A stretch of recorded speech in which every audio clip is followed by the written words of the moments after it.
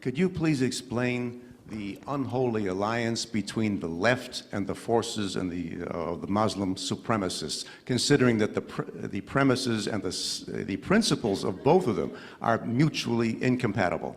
Okay, so they're not mutually incompatible to point A, they are to point B. What I mean is that it's a timeline. The left wants to tear down Western civilization because it thinks it's unequal. The radical Muslims want to tear down Western civilization because they think it's evil. So to the point of tearing down Western civilization, they're pretty much on the same page. It's where they go from there that's a problem, right? One side wants to build a caliphate and the other side wants to build a communist utopia. The reason that the left is routinely, and it's almost invariable, that the left ends up siding with the world's worst human beings in every situation is because, again, if you just go back to that fundamental leftist principle, that equality of outcome is all that matters in life, that equality of outcome means that something just is happening, think about it. The real world is a place where God designed it this way. I believe this. God designed it not for every individual, but certainly for the vast bulk of humanity. If you do responsible good things with your life, you will be more successful than if you do irresponsible bad things with your life.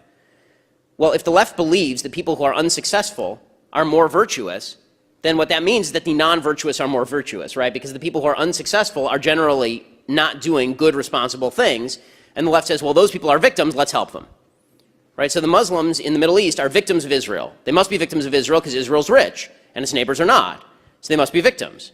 Well, the real reason that the Muslims, the Palestinian Muslims, for example, are poor is because they've spent all the money that has been given to them, hundreds of billions of dollars, all the money that's been given to them over the course of decades, and they've spent it on terrorism, and they've spent it on stocking it away in their bank accounts of Yasser Arafat and Mahmoud Abbas, and they've spent it on garbage, and they spent it on anti-Israel propaganda. That's the real reason they're poor. But the left looks at it and they say, they're poor. That means they're virtuous. This is why I hate it, really despise it, when Republicans do the whole, I'm a better person because I have a rags to riches story. You weren't a better person when you're poor. Okay, no one is a better person just because they're poor. By the way, no one's a better person because they're rich. All that wealth is a measure of how many voluntary exchanges you engaged in a free market. That's all that wealth is. But the idea for the left is that all inequality is evil. Therefore, the people who are unequal at the top are evil and the people at the bottom are virtuous.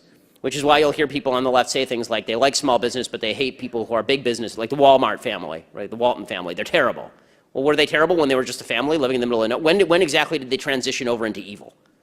Right? When they became successful enough, because their success meant, by necessity, according to the leftist worldview, they were depriving others of their fair share. And Bernie Sanders said this right after winning New Hampshire the other night.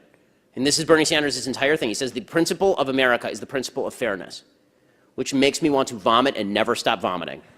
The principle of America is not fairness of outcome. And he was talking about fairness of outcome. He said, oh, it's unfair that 1% of the population lives with more wealth than 90% of the rest of the population. And